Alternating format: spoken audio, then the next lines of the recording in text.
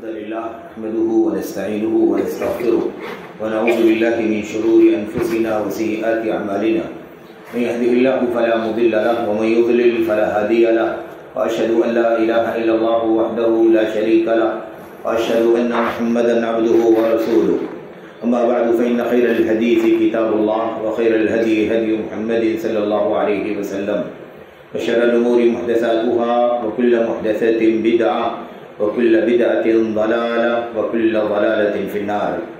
أعوذ بالله من الشيطان الرجيم. بسم الله الرحمن الرحيم. إن عدة الشهور عند الله 12 شهرا في كتاب الله يوم خلق السماوات والأرض منها 4 حرم ذلك الدين القيم فلا تظلموا فيهن أنفسكم وقاتلوا المشركين كافة كما يقاتلونكم كافة إلى آخر الآية. وقال النبي صلى الله عليه وسلم أفضل الصيام بعد رمضان صيام شهر الله المحرم وأفضل الصلاة بعد الفريضة صلاة الليل أو كما قال النبي صلى الله عليه وسلم. وقال عليه الصلاة والسلام إذا ذكر أصحابي فأمسكوا. وقال عليه الصلاة والسلام لا تسبوا أصحابي فوالذي نفس محمد بيده لو أنفق أحدكم مثل أحد ذهبا ما بلغ مد أحدهم ولا نصيفا اور كما قال النبی صلی اللہ علیہ وسلم.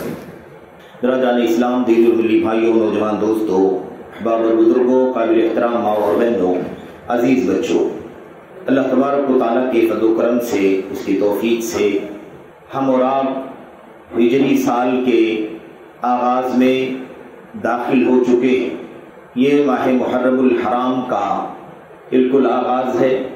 اس سلسلے میں عام طور پر لوگوں کے یہاں یہ تصور انہی روافض سے، شیعوں سے، باطل پرستوں سے در آیا ہے کہ نیا سال شروع ہو تو خوشی کا اظہار کیا جائے، خواہ وہ ہجری سال ہو یا عیسوی سال ہو. لیکن ظاہر ہے کہ اللہ تبارک و تعالیٰ کا دین، اللہ کے نبی محمد رسول اللہ صلی اللہ علیہ وسلم کی سنت اور ایسے ہی امت کے سلف کی سیرت ہمارے لیے آخری آئیڈیل اور نمونہ ہے، جسے ہم کسی بھی صورت میں چھوڑنے کے مجاز نہیں ہیں. ہم پابند ہیں کہ اللہ کی کتاب اور نبی کی سنت کے ساتھ اور امت کے سلف کی سیرت کے ساتھ زندگی گزاریں، خواہ ہماری چاہتیں، ہماری خواہشات، ہماری اپنی سوچ، ہماری اپنی بھاونائیں یا ہمارے اپنے جذبات ہمیں کسی بھی چیز پر آمادہ کر رہے ہوں. ظاہر ہے کہ ہم پابند نہیں ہیں. ہم پابند ہیں اللہ تبارک و تعالیٰ کے حکم کے، نبی کریم صلی اللہ علیہ وسلم کی سنت کے، صحابہ کرام کی، تابعین کی سیرت. اس لیے خواہ وہ ہجری سال ہو یا عیسوی سال ہو یا کوئی اور مناسبت ہو، کسی سال کے آغاز پر، اختتام پر، درمیانی ماحول میں، مہینے کے آغاز، مہینے کی اختتام، نئے مہینے کے آغاز، اس کے بعد اگلے مہینے کے آغاز، کسی بھی طرح کی کوئی بھی بات، کسی بھی طرح کا کوئی بھی عقیدہ اللہ تبارک و تعالیٰ کے دین میں نہیں ہے. اور آپ اس بات کو اچھی طرح سے سمجھ لیں، اور آپ کے علم میں یہ بات پہلے سے بھی موجود ہے کہ یہ بدعت یعنی سال کی شروعات، سال کا اختتام، مہینے کی شروعات، مہینے کا اختتام وغیرہ، اس انداز کی مناسبتوں پر خوشی منانے یا اسے دین و شریعت کی حیثیت دینے کا سب سے پہلے کام جس نے کیا اور اس بدعت کی شروعات جس نے کی، وہ یہ طبقہ تھا جن کے بارے میں مورخین کا سخت اختلاف ہے کہ وہ کس طبقے سے تعلق رکھتے ہیں. کسی نے کہا کہ وہ ملحدین ہیں، کسی نے کہا کہ وہ زندیق ہیں، کسی نے کہا وہ یہود ہیں، کسی نے کہا وہ روافض ہیں، کسی نے کچھ کہا. بہرحال ہم ان کو عبیدیوں، مغربیوں، فاطمیوں کے نام سے جانتے. مصر کے اندر جو پہلے حکومت قائم ہوئی تھی، ان لوگوں کی یہ 14 خلفاء تھے جو اپنے آپ کو عالمی فاطمی کہا کرتے تھے، جبکہ حقیقت میں یہ زندیق اور رافضی قسم کے لوگ تھے. مصر کے قاہرہ میں ان کی پہلی بار حکومت قائم ہوئی تھی. تقریباً 351 سے لے کر کے آگے تک ان کی حکومت چلتی رہی. تقریباً 200 سال کے قریب 14 بادشاہ، 14 خلفاء ان کے بنے، اور اس کے بعد آخری 14ویں خلیفہ کی وفات کے بعد ہی اس حکومت کا خاتمہ ہو گیا. ان لوگوں نے سب سے پہلے دنیا کے اندر سال اور مہینے کی بدعت شروعات کی تھی، اور ایسے ہی میلاد کی بدعتوں کی شروعات بھی انہی لوگوں نے کی تھی. نبی کریم صلی اللہ علیہ وسلم کے میلاد اور اس کے بعد 5 خلیفہ اور بقیہ آپ صلی اللہ علیہ وسلم کے ساتھ بقیہ 4 لوگ میرے بھائیو، حضرت علی بن ابی طالب، حضرت فاطمہ اور ایسی حضرت حسن اور حسین رضی اللہ عنہم اجمعین کی میلاد کا جشن، میلاد کی بدعت ان لوگوں نے شروع کی تھی. اور چھٹی میلاد جو شروع کی تھی وہ یہ تھی کہ ان کا جو موجودہ خلیفہ ہوگا اس کا تاریخ پیدائش منایا جائے گا، اس کی میلاد منائی جائے. بہرحال یہ سب شروعات جو کی تھی ان لوگوں نے شروعات کی تھی. اس لیے دین اسلام کے اندر اس کی کوئی حیثیت نہیں، اس کی کوئی شرعی حیثیت نہیں. ہجری عیسوی کی تفریق کے بغیر کوئی بھی سنت، کوئی بھی طریقہ ہمارے پاس میرے بھائیوں موجود نہیں ہے. اس لیے ہم کسی بھی موقع پر اس طرح کے جشن منانے، خوشی منانے کے ہرگز روادار نہیں ہیں، مجاز نہیں ہے، ہمارے لیے جائز نہیں. بلکہ انسان بدعت میں داخل ہوگا، انسان گنہگار ہو جائے گا. اس میں کسی بھی طرح کی شرکت نہیں ہونی چاہیے. جو لوگ اس میں خوشیاں مناتے ہیں، مبارکبادیاں بھیجتے ہیں، ان کا تبادلہ بھی نہیں ہونی چاہیے. کیونکہ اگر تبادلہ کیا جائے گا تو بدعت کو پروان چڑھانے میں حوصلہ دیا جائے گا. اور ہمارے لیے یہ بھی درست نہیں ہے کہ ہم بدعت کے مسئلے میں کسی بھی طرح کی نرمی اور رواداری کا کام کریں. اس لیے بچنا ضروری ہے. میرے بھائیوں، آج کے اس خطبہ جمعہ میں چند باتیں جو آپ کے سامنے عرض کرنی ہے وہ بہت ہی اختصار کے ساتھ ماہ محرم کی شرعی جو حیثیت ہے، شرعی حیثیت کے سلسلے میں بس بطور تذکیر اور اعادہ آپ کے سامنے کچھ باتیں کرنی ہیں. اور اس کے بعد اس مہینے کے اندر وہ ساری چیزیں جو کی تو جاتی ہیں لیکن اس مہینے سے اس کا کوئی تعلق نہیں. اللہ تبارک و تعالیٰ کی کتاب، نبی کی سنت، امت کے اسلاف کی سیرت اور تاریخ سے بھی کوئی تعلق نہیں ہے. اور اسے میرے بھائیوں اس دین کا حصہ بنا کر کے اس مہینے میں سب سے زیادہ اہمیت دی جاتی ہے. اور حالت ایسی ہو گئی کہ مسلمان یہ سمجھتا ہے کہ محرم کا تعلق اس کے سوا کسی اور چیز سے نہیں ہے. سنتیں دبتی چلی جا رہی ہیں اور بدعات کا بدعتیں اس طرح پروان چڑھ رہی ہیں کہ بدعات ہی حاوی ہوتی چلی جا رہی ہیں. اور یہ قرب قیامت کی نشانیوں میں سے ہے کہ شر عام ہوتا جائے گا، فساد بڑھتا چلا جائے گا، خیر کم ہوتا جائے گا، اہل خیر کم ہوتے جائیں گے، اہل شر و فساد کی بہت زیادہ کثرت ہوتی چلی جائے گی. یہ اللہ کے نبی علیہ السلام کی عام حدیثوں کا مضمون ہے، اس کا خلاصہ ہے. میرے بھائیوں، میرے بزرگوں، اور حضرت عبداللہ بن مسعود رضی اللہ تعالیٰ عنہ نے فرمایا تھا کہ ایک وقت آئے گا جب لوگ سنتوں کو اس طرح سے چھوڑ دیں گے اور بدعتوں کی اتنی کثرت ہو جائے گی کہ جس کو دیکھو وہی بدعت کر رہا ہے، جس کے دیکھو وہی بدعت کر رہا ہے. اور اب اس کے بعد اگر کوئی اللہ تبارک و تعالیٰ کا بندہ سنت سے محبت کرنے والا، سنت سے لگاؤ رکھنے والا، اگر اس بدعت سے دوری اختیار کرے گا، اس کے خلاف زبان قلم چلائے گا، اس کے خلاف گفتگو کرے گا، تو اسے لوگ تانا دیں گے کیسا مسلمان ہے کہ اتنی بڑی نیکی کا کام نہیں کرتا، اس کی مخالفت کر رہا ہے. تو سنتوں کو دفن کر دیا جائے گا، بدعتوں کا دورہ ہو جائے گا، بدعتوں کے نہ کرنے والوں کو تانا دیا جائے گا کہ سنت نہیں کر رہے ہیں، سنت کو چھوڑ رہے ہیں، سنت کو ضائع کر رہے ہیں. اس طرح کی حالت پیدا ہو جائے گی. میرے بھائیوں، میرے بزرگوں، جو بات آپ کے سامنے عرض کرنی ہے وہ سب سے پہلی بات یہ ہے کہ یہ مہینہ حرام مہینوں میں سے ہے، حرمت والے مہینوں میں سے ہے. حرمت کا لفظ قرآن کریم کی آیتوں میں کئی جگہ آیا ہوا ہے، صفات کی شکل میں آیا ہوا ہے، اور ایسے ہی نبی کریم صلی اللہ علیہ وسلم کی کئی احادیث میں بھی حرمت کا لفظ آیا ہوا ہے. حرمت جب ہم کہتے ہیں تو اس کا معنی کیا سمجھا جاتا ہے؟ یہ جتنے کام اللہ تبارک و تعالیٰ کے دین میں، شریعت میں حرام ہیں، جتنے کاموں کو اللہ کے دین میں، قرآن میں، سنت میں حرام قرار دیا گیا ہے، یہ سارے کام حرمت والے ہیں. یعنی اس میں پڑھنا نہیں ہے، انہیں کرنا نہیں ہے، اس سے بچنا ہے، اس سے دوری اختیار کرنی ہے، اس کو پامال کرنے سے اپنے آپ کو بچانا ہے، اس کی تعظیم کرنا ہے، یعنی اس میں نہیں پڑھنا. یہ معنی ہوتا ہے حرمت کا. اسی لیے حرمت کی تعریف اگر آپ دیکھنا چاہیں بہت سلیس انداز میں تو حضرت امام شوکانی رحمۃ اللہ علیہ اور ایسے ہی امام عبد الرحمن بن ناصر السعدی رحمۃ اللہ علیہ، ان دونوں علماء کرام کی باتوں کو اگر آپ بالکل اختصار کے ساتھ سمجھ لیں تو یہ بات واضح ہو جائے گی کہ حرمت کا معنی کیا ہوتا ہے. اکثر ہم کہتے ہیں نا، اللہ کے گھروں کی حرمت ہے، ماں باپ کی حرمت ہے، علماء کی حرمت ہے، مساجد کی حرمت ہے، اور دیگر مقدسات کی حرمت ہے. ہم حرمت کہتے ہیں، معنی کیا ہے اس کا سمجھنے کی ضرورت ہے. میرے بھائیو، دو جملے یاد کریں. امام شوکانی کہتے ہیں کل ما منع الشرع بانتہاکہ، ہر وہ چیز، حرمت کسے کہتے ہیں؟ ہر وہ چیز جسے پامال کرنے سے شریعت نے منع کیا ہو، یعنی جس کو کرنے سے، جس کو انجام دینے سے، جس کو میرے بھائیوں عمل میں لانے سے شریعت نے منع کیا ہو. اسی کے بالمقابل امام سعدی، عبد الرحمن بن ناصر السعدی، چوٹی کے امام اور عالم، سعودی عرب کے اندر گزرے ہوئے ہیں، امام ابن عثیمین رحمۃ اللہ علیہ انہی کے شاگرد خاص ہیں. وہ عبد الرحمن السعدی کہتے ہیں حرمت کہتے ہیں ما امر الشارع بتعظیمہ، شریعت نے جن چیزوں کی تعظیم کرنے کا حکم دیا ہے اسی کو حرمت کہتے ہیں۔ اب دونوں کو آپ اکٹھا کر لیں، حرام سے حرمت کسے کہتے ہیں؟ جس کو پامال کرنے سے بچا جائے کیونکہ شریعت نے حرام کر دیا ہے، اور جس کی تعظیم کرنے کا شریعت نے حکم دیا ہے، یہ حرمت ہے۔ اس لیے شریعت میں جتنی چیزیں بھی حرام ہیں سب کے حرمت ہے، چاہے وہ شرک ہو، چاہے وہ بدعات ہو، چاہے وہ محرمات میں بڑا درجہ رکھنے والے گناہ، کبائر گناہ ہو، زناکاری، بدکاری، فحاشی، چوری، اور ایسے ہی میرے بھائیوں شراب ہے، نشہ ہے وغیرہ، یہ سارے کے سارے کام کیا ہیں؟ حرام ہیں۔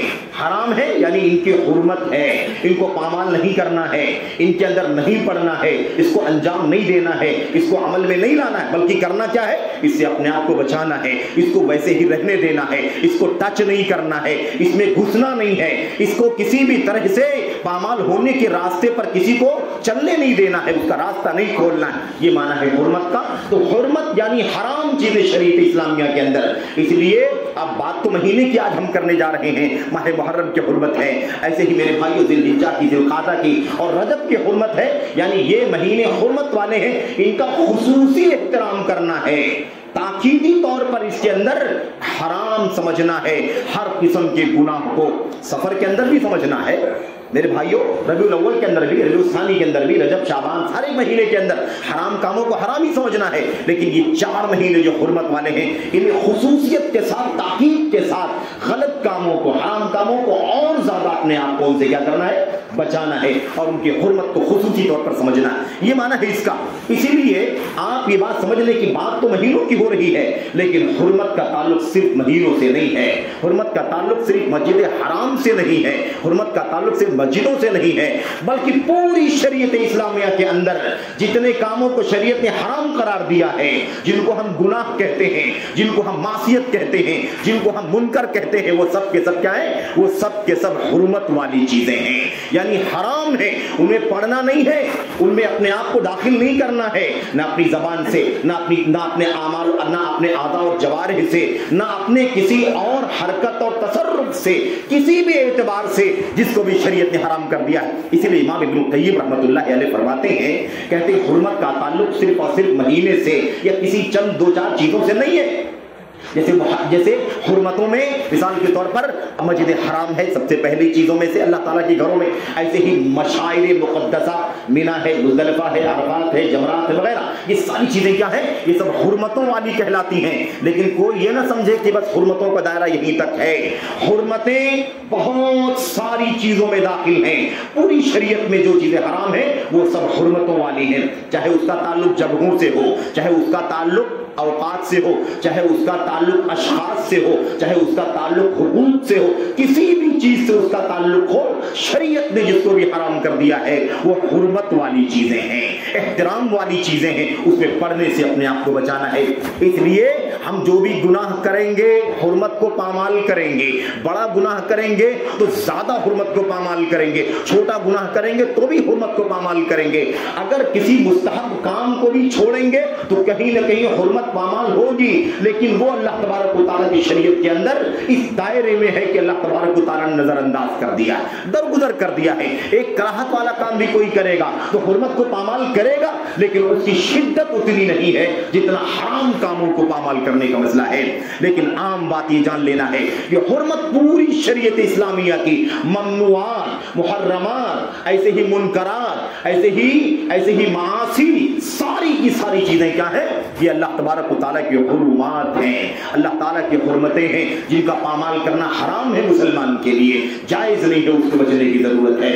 تو یہ حرمتوں والا مہینہ اگر آج داخل ہوا ہے، 1 روز 2 روز ہوا داخل ہو کر کے، تو ہمیں یہ پیغام دے رہا ہے مسلمانوں یہ مہینہ حرمت والا ہے، لیکن حرمت صرف مہینوں کی نہیں ہے، ان مہینوں میں ہونے والے تمام کاموں کو جن کو بھی شریعت نے حرام کر دیا ہے ان سے اپنے آپ کو بچانا ابھی سے طے کر لو، ابھی سے تہیا کرو کہ سال کا آغاز ہم نے کیا ہے اور اب آخری دم تک ہم انشاءاللہ تبارک و تعالیٰ اپنے آپ کو شریعت کی مخالفت سے بچائیں گے۔ تو شریعت کی ہر مخالفت محرم ہے، شریعت کی ہر مخالفت حرمت کی پامالی ہے، شریعت کی ہر مخالفت، ہر گناہ کا کام حرمتوں کو پامال کرنے والا کام ہے، اس سے ہمیں اپنے آپ کو بچانے کی ضرورت ہے۔ ماہ محرم کی جہاں تک بات ہے میرے بھائیوں، ماہ محرم کی. اس حوالے سے ایک دو باتیں آپ کے سامنے عرض کرنی ہیں اور وہ باتیں معروف ہیں. وہ یہ ہے کہ ماہ رمضان کے بعد سب سے زیادہ فضیلت والا مہینہ یہ مہینہ ہے. یہ مہینے کی بات چل رہی, مہینے کے اندر کی بات نہیں چل رہی. ماہ محرم جو ہے یہ ماہ رمضان کے بعد سب سے زیادہ فضیلت والا مہینہ ہے, جیسا کہ صحیح مسلم وغیرہ کی روایت میں, نسائی اور دیگر کتابوں کی روایتوں کے اندر بھی صراحت کے ساتھ موجود ہے. بعد رمضان, ماہ رمضان کے بعد سب سے زیادہ فضیلت والا روزہ اس مہینے کا روزہ ہے, اس مہینے کا روزہ ہے. اچھا, مہینے کے بارے میں بھی نبی کریم صلی اللہ علیہ وسلم سے حضرت ابو ذر غفاری رضی اللہ تعالیٰ عنہ نے پوچھا تھا کہ سب سے افضل مہینہ کون سا ہے, سب سے افضل مہینہ کون سا ہے؟ تو اللہ کے نبی صلی اللہ علیہ وسلم نے فرمایا تھا سب سے زیادہ فضیلت والا مہینہ وہ مہینہ ہے جسے تم محرم مہینے کے نام سے جانتے ہو. تدعونہ المحرم, جسے تم محرم کا نام دیتے ہو, محرم کے نام سے پکارتے ہو, وہ مہینہ سب سے زیادہ فضیلت والا مہینہ ہے. علماء نے کہا کہ یہ ماہ رمضان کے بعد ہی کی بات ہے. رمضان کا روزہ, رمضان کا مہینہ اس سے زیادہ فضیلت والا ہے. اس کے بعد سارے ہے نا روزوں کا, سارے مہینوں میں محرم کا مہینہ سب سے زیادہ اونچا ہے. میرے بھائیوں, اللہ کے نبی صلی اللہ علیہ وسلم نے فرمایا تھا کہ ماہ رمضان کے روزوں کے بعد سب سے فضیلت والا روزہ ماہ محرم کا روزہ ہے. اور اس کے بعد اس مہینے کے اندر 10 تاریخ کے روزے کے بارے میں خصوصیت کے ساتھ جو ہمیں تعلیم دی گئی ہے اس کی طرف صرف اشارہ کرنا ہے بطور یاد دہانی. گفتگو کا یہ حصہ ہے, ورنہ آپ کے علم میں ہے بار بار الحمدللہ آپ کے گوش گزار یہ باتیں ہوتی ہیں اور آپ پڑھتے اور جانتے ہیں, لیکن کیونکہ موضوع کا حصہ ہے اس لیے تھوڑی سی بات آپ کے سامنے کرنی ہے, اس کے بعد پھر اصل موضوع پر آپ سے گفتگو کرنی ہے. میرے بھائیوں, میرے بزرگوں, یہ مہینہ اس مہینے کی 10 تاریخ کا جو روزہ ہے اس روزے کا تعلق نبی کریم صلی اللہ علیہ وسلم کی سنت سے ہے. آپ صلی اللہ علیہ وسلم نے مدینہ ہجرت کرنے کے بعد آپ تشریف لائے تو آپ نے اس کا روزہ رکھا اور صحابہ کرام کو روزہ رکھنے کا حکم دیا. یہ اس وقت کی بات ہے جب ماہ رمضان کا روزہ فرض نہیں ہوا تھا, کیونکہ آپ جب مدینہ آئے تو پہلا سال تھا اور رمضان کے روزوں کی فرضیت دوسرے سال ہوئی ہے. دوسرے سال جب رمضان کا روزہ فرض ہو گیا تو نبی کریم صلی اللہ علیہ وسلم نے اس روزے کے وجوب کو ختم کر دیا, لیکن استحباب اور فضیلت کے ساتھ یہ روزہ باقی رہا اور آج بھی باقی ہے.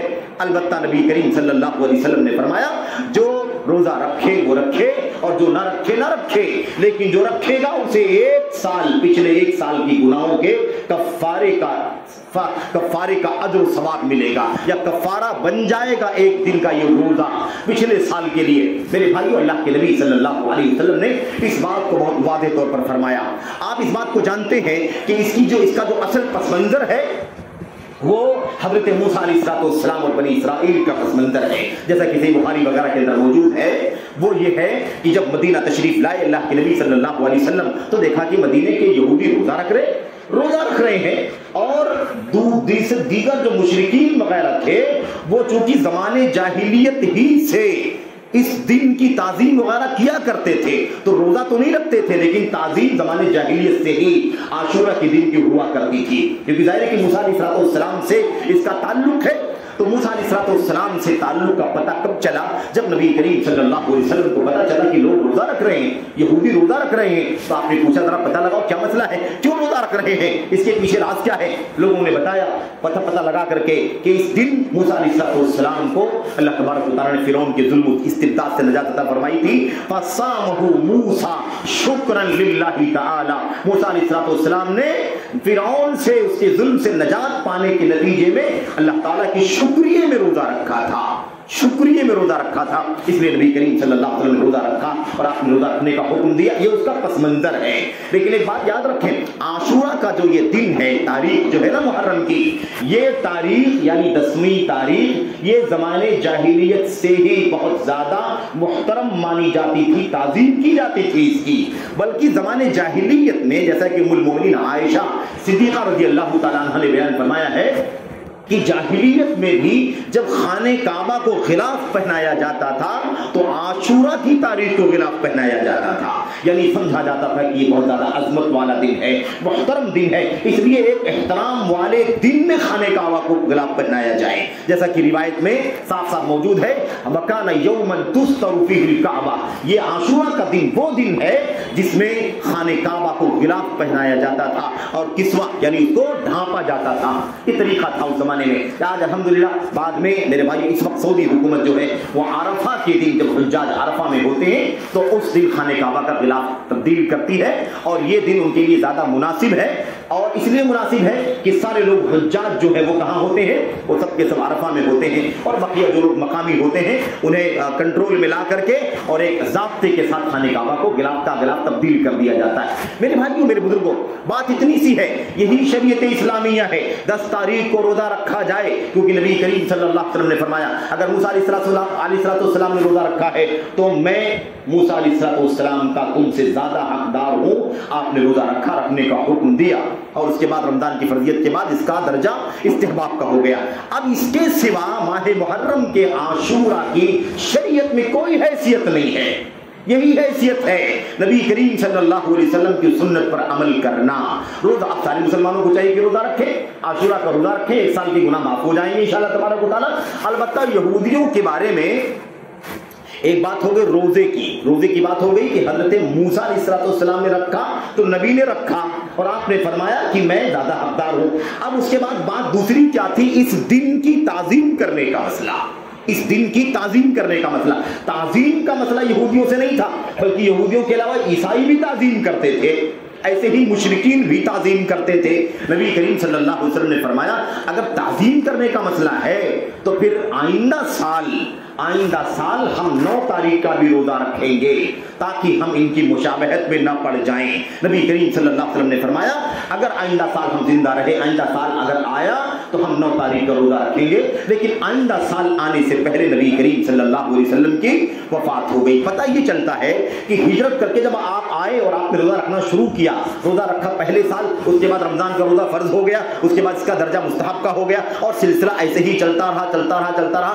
آخری سال, وفات سے پہلے والے سال, یہ پتہ چلا کہ اس کے بارے میں اس کی تعظیم یہودیوں کے علاوہ عیسائی بھی کرتے ہیں, مشرکین بھی کرتے ہیں. تو اللہ کے نبی صلی اللہ علیہ وسلم نے فرمایا ایسے یہودی تانا دیتے ہیں کہ بہت ساری چیزوں میں محمد ہماری مخالفت کرتا ہے لیکن عاشورہ کا روزہ ہماری اتباع میں رکھتا ہے, ہمارے نبی کی پیروی میں رکھتا ہے. تو نبی کریم صلی اللہ علیہ وسلم نے فرمایا تھا کہ آئندہ سال اگر آئے گا تو ہم 9 تاریخ کا بھی روزہ رکھیں گے. لیکن اللہ کے نبی علیہ السلام کی وفات ہو گئی اور آئندہ سال نہیں آیا. لیکن ظاہر ہے کہ آپ کی چاہت, آپ کی تمنا یہ سنت بن گئی آج. اسی لیے الحمدللہ یہ مسنون ہے, مشروع ہے کہ مسلمان عاشورہ 10 تاریخ کے روزے کے ساتھ ساتھ یہودیوں کی, عیسائیوں کی, مشرکوں کی مخالفت کرتے ہوئے 9 تاریخ کا بھی روزہ رکھے.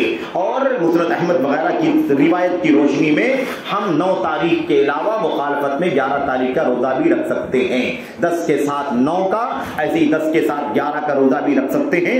بلکہ اگر چاہیں تو 10 کے ساتھ 9 کا بھی اور 11 دونوں کا روزہ بھی رکھ سکتے ہیں. یہی بات زیادہ قریب ترین ہے کیونکہ امام احمد بن شاکر رحمۃ اللہ علیہ نے یہ مسند احمد بن حنبل کی جو روایت ہے اس روایت کو صحیح قرار دیا ہے جس کے اندر یہ آیا ہوا ہے کہ عاشورہ کا روزہ رکھو, یہودیوں کی, عیسائیوں کی مخالفت کرو, اس سے 1 دن پہلے روزہ رکھو یا اس کے 1 دن بعد روزہ رکھو, اس کے 1 دن پہلے روزہ رکھو اور 1 دن بعد روزہ رکھو.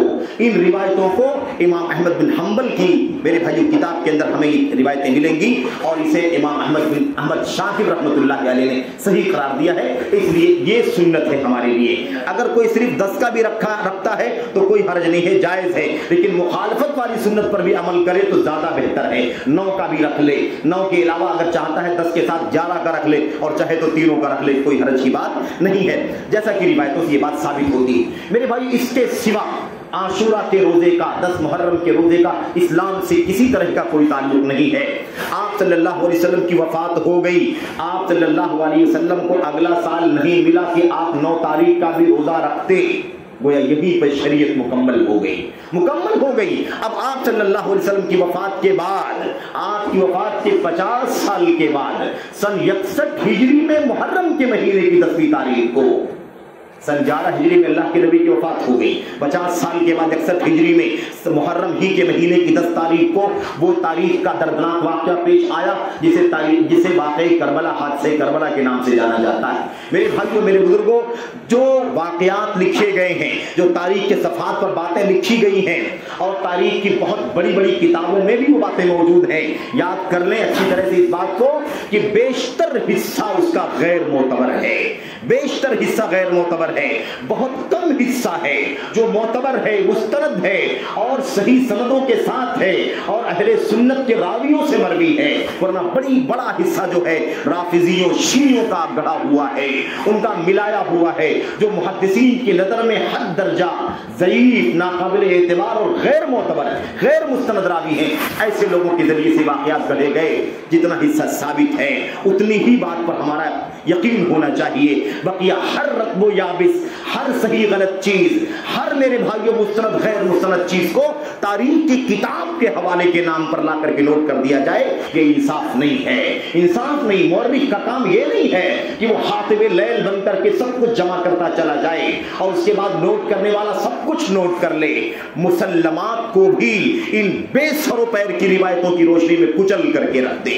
یہ بے سر پیر کی روایتیں صحابہ کرام کی شان کے خلاف چلی جائیں تب بھی اسے نوٹ کر دے، صحابہ کرام کے خلاف تبرع پر دلالت کریں اسے بھی نوٹ کر دے، صحابہ کرام کی شان گھٹائے گالی دے تب بھی ان روایتوں کو نوٹ کر دے۔ یہ عدم انصاف کی بات ہے، یہ ظلم اور زیادتی ہے صحابہ کرام کے منصب کے اور ان کے مقام کے اوپر اور نبی کریم صلی اللہ علیہ وسلم کی سنت کے اوپر، اس لیے اس بات کو اچھی طرح سے جاننا ضروری ہے۔ میرے بھائیوں میرے بزرگوں، بات آپ کے سامنے یہ کرنی ہے کہ 61 ہجری میں واقعہ پیش آیا، حضرت حسین ابن علی رضی اللہ تعالی عنہما نبی کریم صلی اللہ علیہ وسلم کے نواسے، آپ کے حد درجہ لاڈلے، جنت کے جوانوں کے سردار حسن اور حسین رضی اللہ تعالی عنہما، اللہ کے نبی صلی اللہ علیہ وسلم نے فرمایا تھا اللہم انی احبہما فاحبہما، اے اللہ تبارک و تعالی میں ان دونوں سے محبت کرتا ہوں اس لیے تو بھی ان دونوں سے محبت فرما۔ حسن اور حسین سے سیدہ شباب اہل الجنہ، جنتیوں کی جوانوں کے سردار، مقام مرتبہ عظمت کا کیا کہنا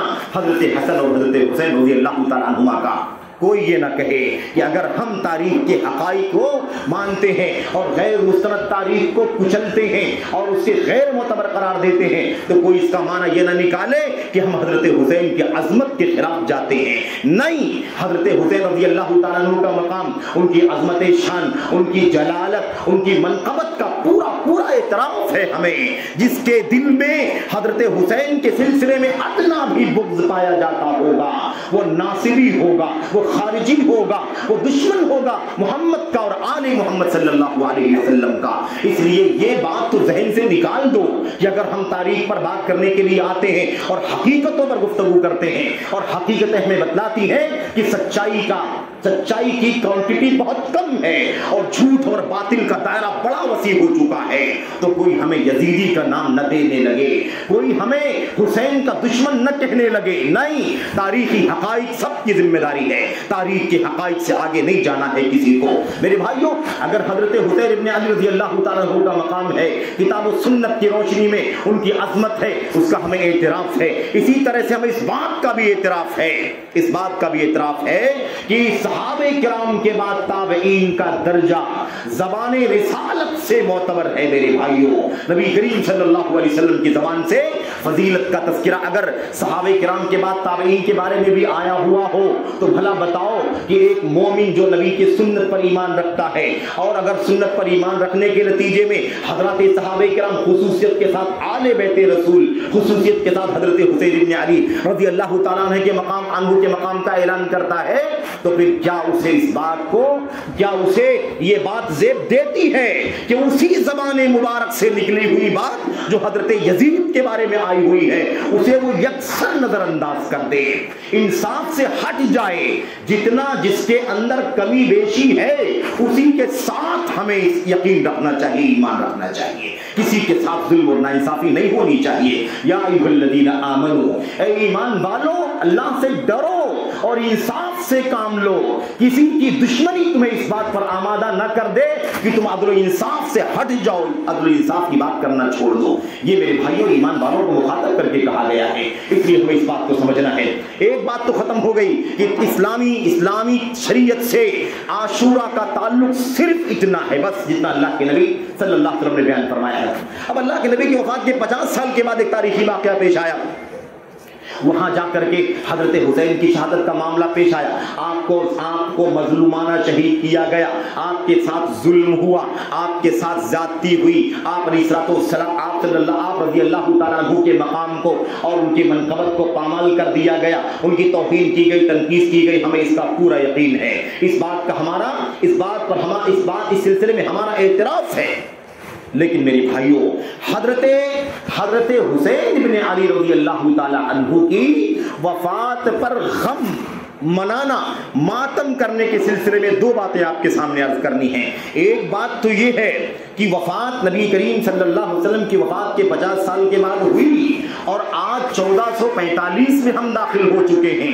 بھلا بتاؤ کہ کسی بڑے سے بڑے کی وفات پر ماتم کرنے کی شرعی حیثیت کتنے دنوں تک ہے؟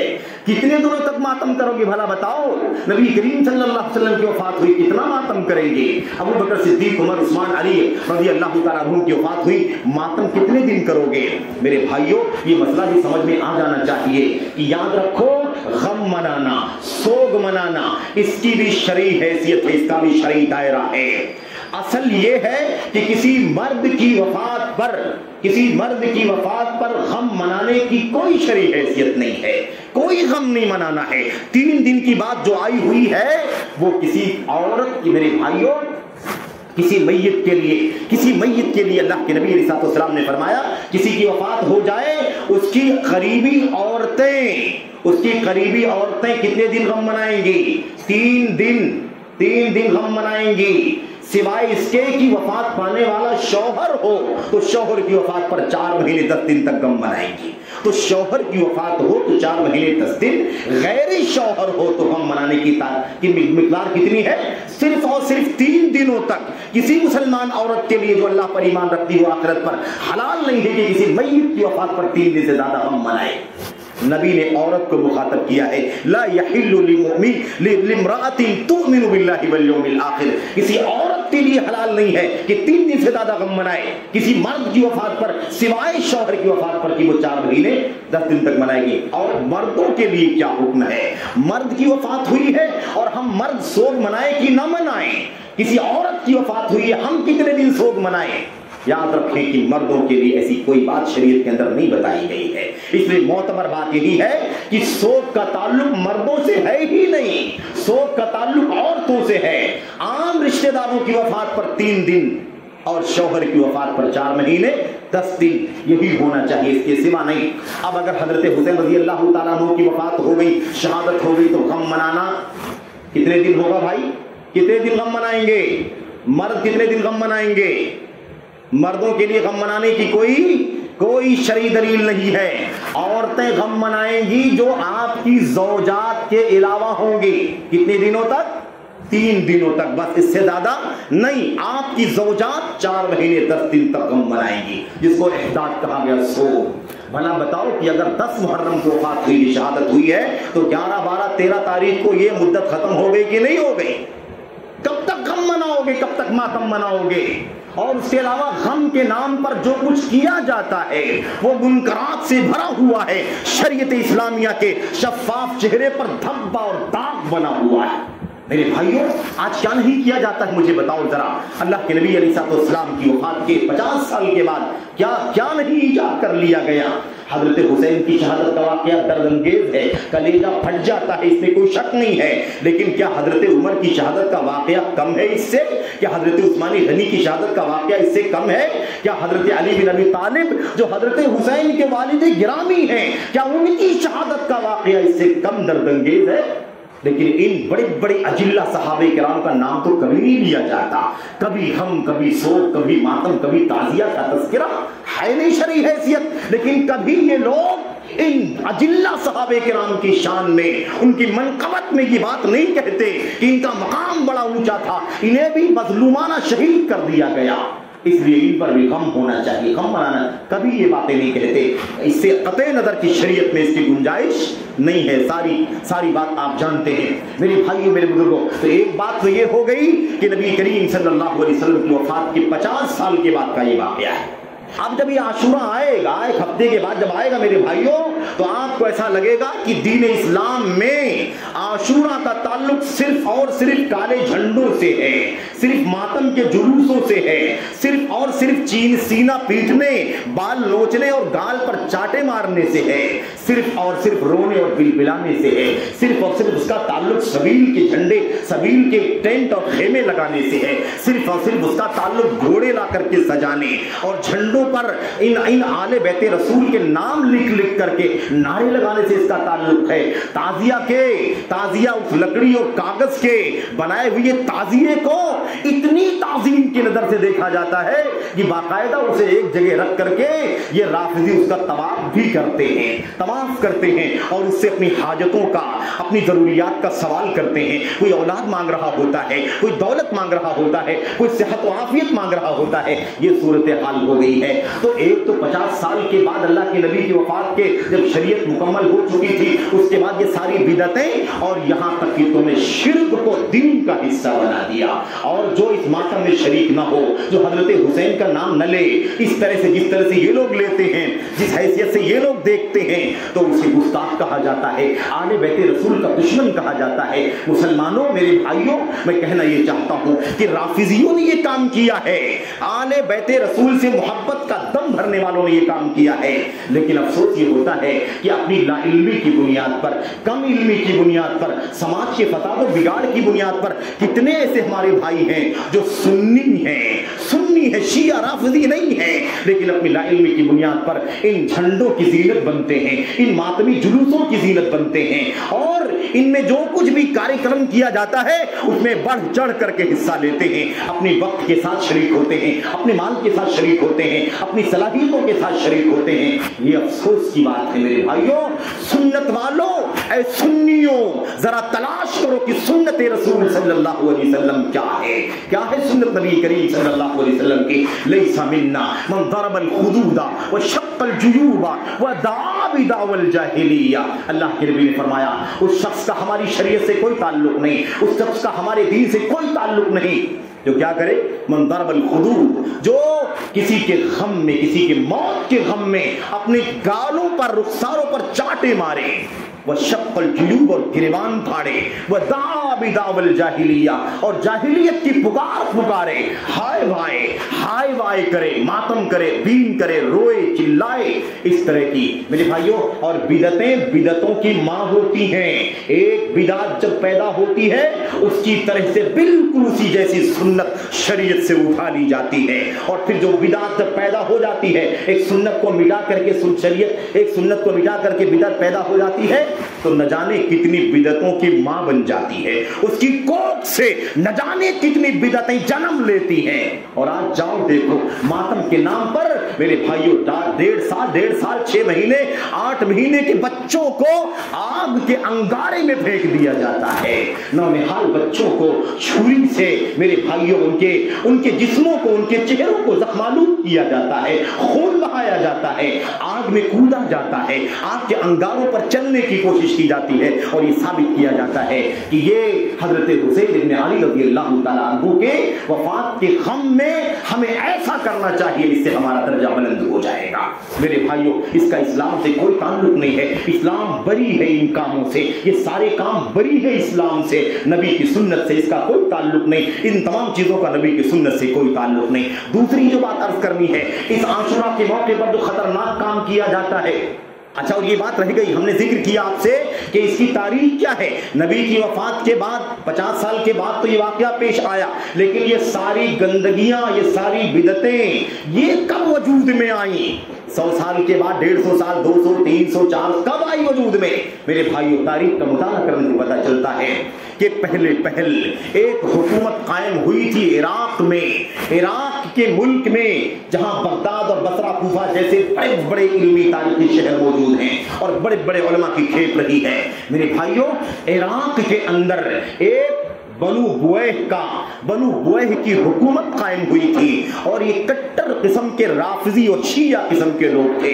ان لوگوں کی حکومت قائم ہوئی تو معز الدولہ احمد بن بویہ دہلوی رافضی شخص نے پہلی بار اسلامی تاریخ میں 351 ہجری میں اپنے دائرے میں اپنے ملک کے اندر یہ قانون، بدعت کا قانون نافذ کیا کہ جب محرم کی 10 تاریخ آئے گی، عاشورہ کا دن آئے گا، تو اس دن یہ سارے ماتم کے کام کیے جائیں گے، اور اس ماتم کے لیے وہ نہ جانے کتنے پیسے خرچ کرتا تھا، خود بھی نکلتا تھا، اپنے حکمرانوں کو بھی باہر نکالتا تھا، عورتوں کے لیے اپنے حکومت کے خرچ پر کالے کپڑے سلاتا تھا، اور ایسے ہی 300 میرے بھائیوں 51 ہجری کی بات ہے یہ، 10 تاریخ کو یہ سارے کام ہوتے تھے، دکانیں بند کی جاتی تھی، بازاروں پر تالے لگائے جاتے تھے، کھلی سڑکیں، خالی سڑکوں پر سب کے سب ماتم کیا کرتے تھے، یہ صورتحال تھی۔ دوسری خطرناک قسم کی بدعت اس ظالم نے جو اسلامی تاریخ کے اندر شروع کی 351-52 ہجری کے اندر، وہ یہ شروع کی کہ عاشورہ کی تاریخ کو مسجدوں کے دروازوں پر اور ایسے ہی شہر کے، ملک کے نمایاں مقامات پر حضرات صحابہ کرام پر لعنت کے بورڈ لگائے جائیں گے۔ حضرت معاویہ بن ابی سفیان رضی اللہ تعالیٰ عنہ کا نام لے کر کے، حضرت ابوبکر صدیق کا اشارے میں، حضرت عمر بن خطاب کا اشارے میں، حضرت عثمان غنی کا اشارے میں موقع نہیں، ورنہ میں آپ کے سامنے بات کرتا کہ جس نے لعنت ہو معاویہ پر، اور لعنت ہو اس پر جس نے ایسا کیا فاطمہ کے ساتھ، لعنت ہو اس پر جس نے ایسا کیا حضرت ابو ذر کے ساتھ، لعنت ہو اس پر جس نے ایسا کیا فلاں کے ساتھ۔ اس طرح سے ابو بکر صدیق، عمر، عثمان رضی اللہ تعالیٰ عنہ ان کو باقاعدہ لعنت کے بورڈ لگایا کرتا تھا مسجدوں کے اندر، مسجدوں کے دروازوں پر، ممبروں سے ان خلفائے ثلاثہ کو، حضرت امیر معاویہ رضی اللہ تعالیٰ عنہ کو اور حضرت مروان بن حکم کو ممبروں سے لعنت کی جاتی تھی، گالی دی جاتی تھی۔ اسی بنو بوئے حکومت کے پہلے حاکم کے حکم پر یہ سلسلہ چلتا رہا۔ سنت والے کم تھے، اہل سنت کم تھے، اور رافضی زیادہ تھے، حکومت بھی رافضیوں کی تھی، اس لیے کمزور تھے میرے بھائیوں۔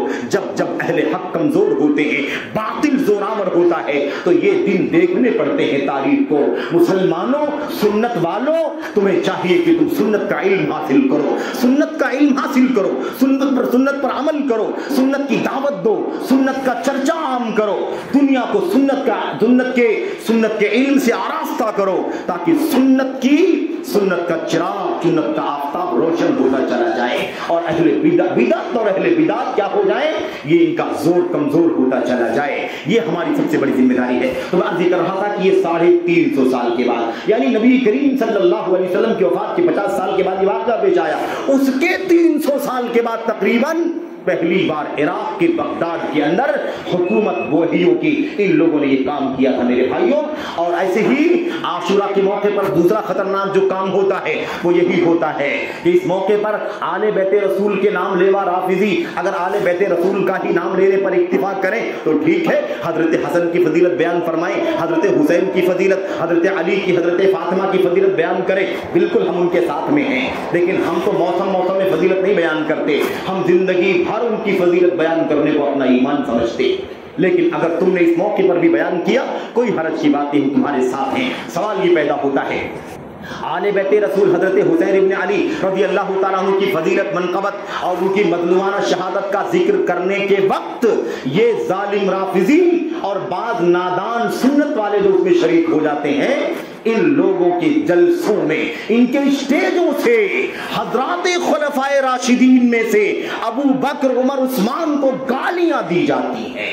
سوال یہ پیدا ہوتا ہے کہ یہ واقعہ تو ایک فٹکا ہے، اور حضرت ابو بکر کی وفات کب ہوئی میرے بھائیوں؟ ہجرت کے 3 سال وفات ہو گئی۔ نبی کریم صلی اللہ علیہ وسلم کی وفات کے میرے بھائیوں 2.5 سال کے بعد وفات ہو گئی۔ ابو بکر عمر بن خطاب کی وفات 10.5 سال کے بعد ہو گئی۔ حضرت عثمان غنی کی وفات بھی میرے بھائیوں کب ہو گئی؟ 12.5 سال کے بعد وفات ہو گئی۔ یہ سارا معاملہ تو 35-36 میں ختم ہو گیا۔ اب اس کے 24 سال کے بعد یہ واقعہ اس کے 61 ہجری میں واقعہ پیش آتا ہے، اس میں حضرت حسین شہید کر دیے جاتے ہیں۔ تو ان کی منقبت میں ابو بکر عمر کو گالی دینے کا کیا وجہ جواب پہنچتا ہے؟ یہ سب تو حضرت حسین سے بہت پہلے وفات پا چکے تھے۔ ابو بکر صدیق بہت پہلے وفات پائے، عمر بن خطاب شہید ہو گئے بہت پہلے، حضرت عثمان شہید کر دیے، انہی بلوائیوں نے، رافضیوں نے، سبائیوں نے شہید کیا تھا میرے بھائیوں۔ ان کا نام کبھی نہیں لیا جاتا، لیکن اس موقع پر گالی برابر دی جاتی ہے۔ क्या वजह जवाब से मेरे भाइयों?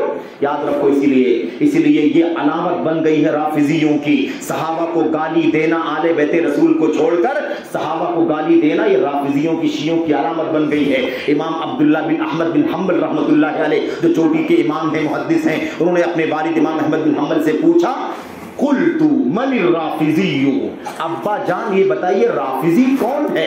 राफिजी कौन है? इमाम अहमद ने जवाब दिया, अल्लज़ी यसुब्बु अहदम मिन अस्हाबि रसूलिल्लाह सल्लल्लाहु अलैहि वसल्लम। राफिजी वो है जो नबी करीम सल्लल्लाहु अलैहि वसल्लम के सहाबा में से किसी को गाली देता हो, बुरा भला कहता हो। दूसरी जगह सवाल है, राफिजी कौन है? इमाम अहमद बिन हम्बल ने फरमाया, अल्लज़ी यसुब्बु अबा बकर व उमर रज़ियल्लाहु अन्हुमा, जो अबू बकर को गाली देता है, उमर बिन खत्ताब को गाली देता है, वो राफिजी है। मेरे भाइयों अलामत बन गई है। और ये लोग हजरत उमर बिन खत्ताब की बेटी हफ्सा को भी गाली देते हैं। नबी करीम सल्लल्लाहु अलैहि वसल्लम की हद दर्जा लाडली चहेती ज़ौजा उम्मुल मोमिनीन आयशा रज़ियल्लाहु तआला अन्हा को भी गालियां देते हैं, लानत करते हैं उनके ऊपर। मेरे भाइयों आप अंदाजा लगाओ कि कहां है मुहर्रम इस्लाम का? इस्लाम का मुहर्रम कहां है? शरीयत का मुहर्रम कहां है? और ये बिदअत से भरा हुआ, जुल्म व ज़्यादती से, अनारकी से भरा हुआ इस्लाम, ये मुहर्रम कहां है? क्या निस्बत है इस इस्लाम के मुहर्रम से? मेरे भाइयों यही नहीं, बहुत कुछ बातें हैं, मुझे बात खत्म करनी है 1-2 मिनट के अंदर। यही आशूरा की तारीख होती है। आशूरा की तारीख को शिया हजरात, इमाम, मेरे भाइयों एक चोटी के आलिम गुजरे हैं, एक चोटी के आलिम, अश्शिअतु हुमुल अदुव्वु फहदरहुम, अश्शिअतु हुमुल अदुव्वु फहदरहुम, शिया ही दुश्मन हैं, इसलिए इनसे चौकन्ना रहना। इस नाम की किताब को जाकर के पढ़ना है मेरे भाइयों। शहाता सकल की किताब तफसील से उन्होंने लिखा, उन्होंने कहा जब आशूरा की तारीख आती है, यानी रात से शुरुआत होती है ना, शुरुआत रात से होती है, रात पहले आती है, दिन बाद में आता है। उसी रात को, अगर आज आशूरा का दिन है तो रात में एक बकरी का बच्चा लाया जाता है, बिल्कुल नन्हा मुन्हा बच्चा बकरी का मेरे भाइयों, और उसके बाद उसे बांध दिया जाता है। बांध करके उसके बाल नोच करके उसे तकलीफ दी जाती है। उसे डंडों से, लाठी से, जूते चप्पलों से, खजूर की टहनियों से पीटा जाता है, पीट करके मार डाला जाता है। और उस बकरी के बच्चे को आयशा का नाम दिया जाता है। तसल्ली की जाती है, तशफ़ी की जाती है कि हमने आयशा को मार के कत्ल कर दिया। हजरत रसूल करीम सल्लल्लाहु अलैहि वसल्लम की चहेती लाडली ज़ौजा, और उम्मत में इतना ऊंचा मकाम है मेरे भाइयों, उनके साथ ये सुलूक के राफिजी करते हैं। ऐसे ही उसी रात में एक कुत्ते के बच्चे को लाया जाता है, पिल्ले को, कलबा बच्चे को लाया जाता है, उसे भी बांधा जाता है, उसे भी नोच करके सजा दी जाती है। उसके बाद मार के लोगों से, सलियों से, डंडों से खत्म कर दिया जाता है। और उस कुत्ते के बच्चे को उमर का नाम दिया जाता है। मेरे भाइयों 9 रबीउल अव्वल को, रबीउल अव्वल की 9 तारीख को, 10 तारीख को मेरे भाइयों एक बहुत बड़ी ईद मनाई जाती है। और आखिरी बात है, एक बहुत बड़ी ईद मनाई जाती है शियों राफिजियों के यहाँ। वो ईद कैसी है मेरे भाइयों? अल्लाह अकबर, वो ईद बहुत खतरनाक ईद है। क्यों? इसलिए कि वो हजरत उमर बिन खत्ताब रज़ियल्लाहु ताला अन्हु की शहादत का दिन है। और उस दिन जिसने शहीद किया था वो अबू लूलू फिरोज नामी मजूसी गुलाम था। वो तारीख आज भी ईद के नाम से मनाई जाती है। और जब वो तारीख आती है तो शिया मेरे भाइयों भर के ईरान के काशान के शहर में जाकर के, जहां पर अबू लूलू फिरोज मजूसी का मरकद है, जहां उसकी कब्र है, जहां उसकी दरगाह है यूं कह ले, और बहुत बड़े पैमाने पर दरगाह बनी हुई है। ईरान की हुकूमत ने बिलियंस खर्च करके उसे सजाया है, वहां दर्शन करने के लिए लोग जाते हैं। मेरे भाइयों इस्लाम का मुहर्रम इतना है कि 10 तारीख को, 9 तारीख को, 11 तारीख को रोजा रखा जाए, 1 साल के गुनाह माफ हो जाएंगे। यहूदियों, ईसाइयों, मुशरिकों की मुखालफत करना है, बस ये शरीयत और सुन्नत है। लेकिन ये सुन्नत दफन हो गई, खत्म हो गई। मुसलमानों की आबादियों को देखो, झंडे, घोड़े और उसके अलावा अलम, शद्दे, पंजे, झंडे, काले काले कपड़े, ये आपको दिखाई देंगे। ऐसा लगता है कि ये इस्लाम की असल शबीह है जो आशूरा के मौके पर दुनिया के सामने पेश की जा रही है। मेरे भाइयों सच्चाइयों को अच्छी तरह से जानने की जरूरत है, हकीकतों से वाकिफ होने की जरूरत है। अल्लाह से दुआ करें कि अल्लाह तबारक व तआला उम्मत के बड़ों को, छोटों को, बच्चों को, आवाम को, खवास को, सबों को अल्लाह तबारक व तआला अल्लाह के नबी की सुन्नत का इल्म हासिल करने की तौफीक अता फरमाए, बिदात से, खुराफात से और मनमानी हवस रानी से बचने की तौफीक अता फरमाए। आमीन रब्बल आलमीन। सल्लल्लाहु अलैहि वसल्लम व बारक अला नबीना मुहम्मद व अला आलिहि व सहबिहि अजमईन। अस्सलामु अलैकुम व रहमतुल्लाह।